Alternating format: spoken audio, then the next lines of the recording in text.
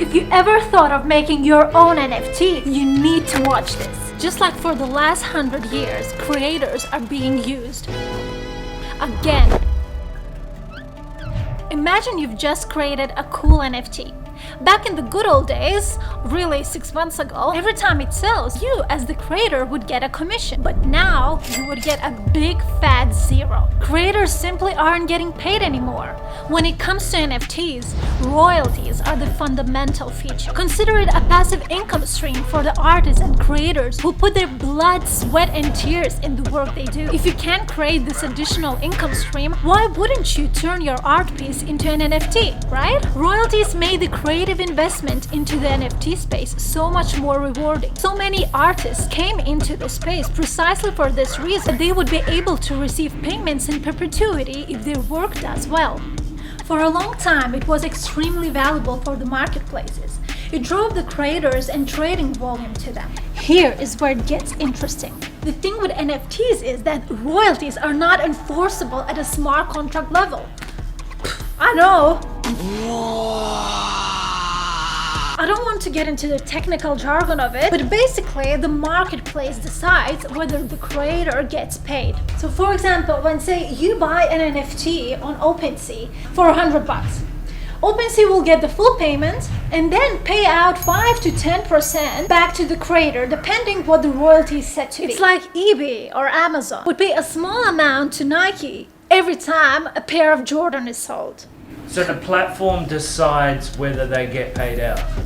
Pretty much. And if they don't feel like paying out the contract, they just won't. Yes, or right now they're giving an option for the buyer to choose whether he wants to pay the royalty or no. It's not the marketplace that is not paying the creator. Because it's a smart contract between the creator and the buyer, the marketplace just facilitates it and cuts back that fee. How about you cut back your trading fee, your platform fee? This arrangement was an absolute dream for creators. That's until the game changed completely.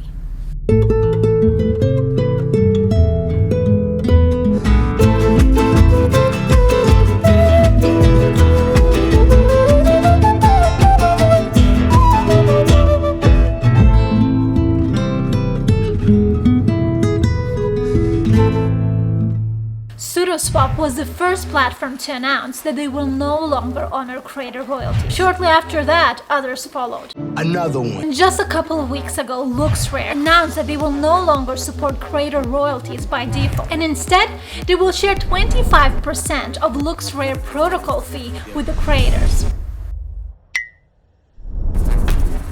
OpenSea is the last marketplace standing and have paid out over 90% of all royalties across different marketplaces. But that might change really soon because it looks like they don't even know what to do next. What do you want?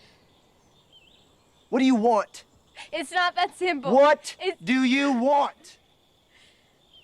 But why did this happen? What was wrong with royalties? Absolutely nothing. Let's not forget, marketplaces make money by charging platform fees on trades. More trading equals more platform fees generated and more money into their back pockets. This seems to have divided the NFT community and has been a hot topic over the last few months. Beeple, for example, made a statement that the whole royalty question is overrated. In his opinion, creators will have to build a collector base that want to honor the royalty.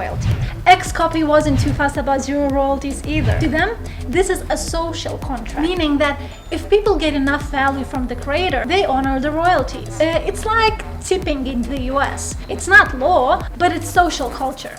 Favocious wrote an open letter to OpenSea, which pretty much sums it all. Royalties were the reason art community flocked to NFTs in the first place. What about 10K PFP project? If we consider them as business, other than the initial funds raised during a mint, the royalties might be their only source of income. Zero royalties means that they simply can't keep building the project. They will need to look for other ways to monetize their IP. And you know what that means? More NFT drops from the same creator, which means they devalue the existing NFT collection. Punk6529 seems to think that we are in the calm before the storm stage. Have we started the race to the bottom? And soon every single marketplace will turn to zero royalties model? Will creators start implementing some draconian measures to limit restricted access of their NFT holders if they're not honoring the royalties? Time will tell. But any creator that is thinking about launching their own NFT project should consider how zero royalties affect their business model. Let's look at few strategies that could be implemented.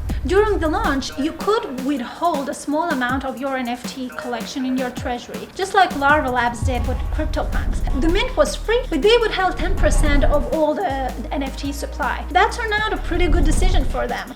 Subscription-based model.